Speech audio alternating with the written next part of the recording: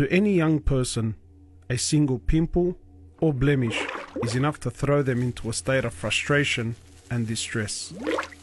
Yet to my friend Basit, this would be the least of his concerns. He suffers from EB, a genetic condition that causes uncontrollable outbursts of wounds and blisters across the skin.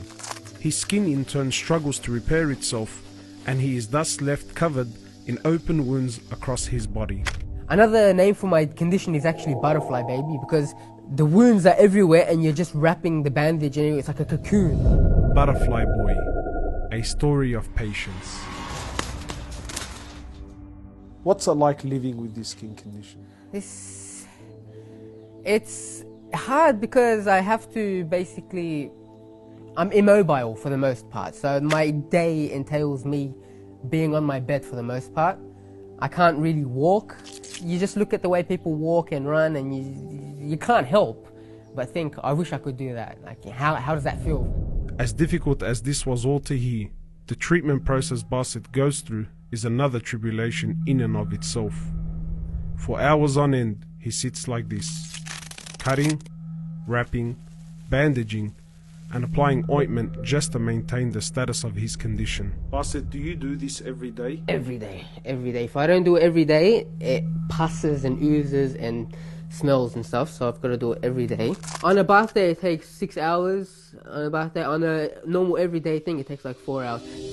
I couldn't fathom the magnitude of what he goes through every single day. I couldn't imagine what it was like to be locked in a room for up to 7 hours on end, crouched over in painstaking treatment. It kind of reminded me of the story of Ayub, the great prophet of Allah, who was also afflicted with an agonizing skin condition that left him bedridden and outcasted from society. Yet despite it all, his heart was able to remain firm, a challenge that Basit finds himself facing every single day. How important is faith to you in your condition? I think without faith, if I'm brutally honest, what is my life without faith? I would have considered suicide a long time ago, because I don't know. For me personally, I'm speaking to myself. It's just going through all of this pain, the day by day, going through these hours of just hardship and pain and suffering, and seeing others like suffer because of you as well, to a certain extent. And what's the point? If there's no faith, what's the point? If at the end there's nothing there, what's the point? Islam gives meaning and purpose to his suffering like nothing else could. It was simple: stay patient today and attain Allah's pleasure tomorrow. When I hear about the mercy of Allah subhanahu wa ta'ala, when I hear about His promise,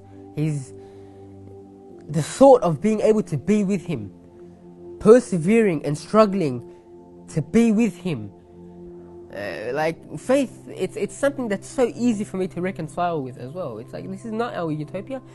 Persevere, have some sabr, and inshallah, in the day of judgment, inshallah, we'll see the fruits of our labor. This gives me purpose. The perseverance Basit shows is nothing short of inspiring. He understands that life is a test, and he's in a race to stay steadfast until the very end.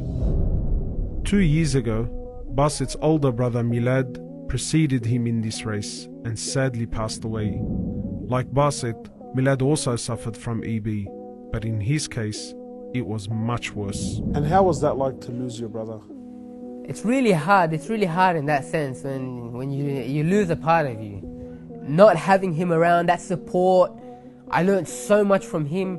I think a lot of my ability to tolerate and my strength comes from seeing him being so much worse than I am. When I would think of how much he would suffer and struggle, and it's just, Allah subhanahu wa ta'ala chose both of us. He just picked us out from all of the creation, just picked us out and just giving us bonus points. In the day of judgment, inshallah, for him especially, imagine the rank that he would be with his patience as well that I witnessed.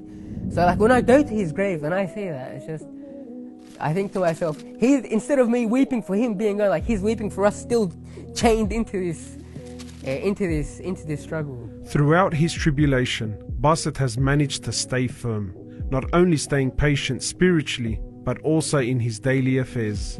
He has graduated from university, made many friends, and even performed Umrah with myself a couple of years ago. But behind his story of resilience, there is also one other secret that keeps him going forward. Religion has been the bedrock of my life, but my parents are the other factor. Like, alhamdulillah for them. That's all I can say. Alhamdulillah for my parents, because they made it so I don't have to worry at all. When I have these problems and stuff like that, I can only think about these problems. In my mind, like, I don't even have to think about them. They never complain. It's so normal. They make it so normal. That normalcy is something that I'm so grateful for them. If you could give them one thing, what would it be? I pray for my parents. I pray for my parents all the time. Like, Firdaus al-A'la, if they could get Firdaus, if they could get the Jannah, more than anything, for me, for them to reunite in Jannah, more than anything, like, for us to reunite in Jannah. Because for me, deep down, I feel like this is a test, and I can feel that this is a test. And I thank Allah subhanahu wa ta'ala for making me feel that it's a test. The real life, when I will actually wake up with my family, inshallah, is in the next life. You can't forget that. I can't forget that. Basit's story is truly a modern example of patience that we can all admire and learn from. I ask Allah to raise Basit amongst the patient, to make him of those whom he loves, and of course, those who are rewarded in abundance.